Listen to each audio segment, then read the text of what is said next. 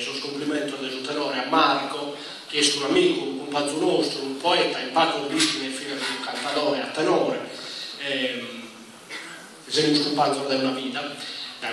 siamo giovanetti, ci siamo per giovane da me, però siamo un compagno, se non fa che ti piacere stare con me. Oggi su Trechi, da che dir fa che te,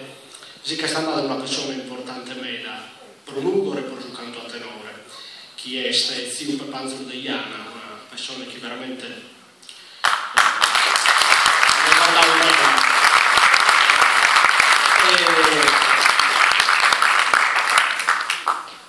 non spiace da lamentare, viene a casa uno in due cose. La prima cosa è appunto il fatto di aumentare a zio Panzelo, ma l'altra cosa è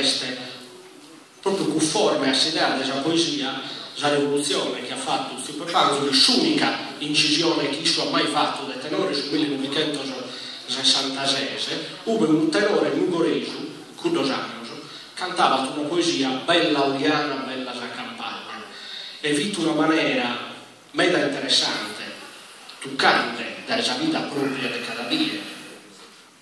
la guerra, ad esempio, tra nugoreso e giulianeso, invece per far vedere dei parchi, cada volta facciamo dei parchi pensando a Giumanno e non pensiamo mai a Domo Nostra. Questa è stata una cosa bellissima e intelligente, non solo dal punto di vista musicale, ma vina proprio dai concetti di trasparenza. Dunque, per onorare una serata di poesia e per onorare Parisi a Cipe Panzer de Iana, cantamos una bocheseria che poi tiramos allo scorfoso del Passo Torrao, proprio già chi isso ha registrato, bella Oriana de su canonico Solinas.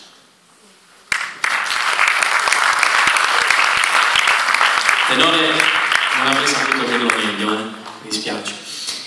Tenore Ianna Ventosa.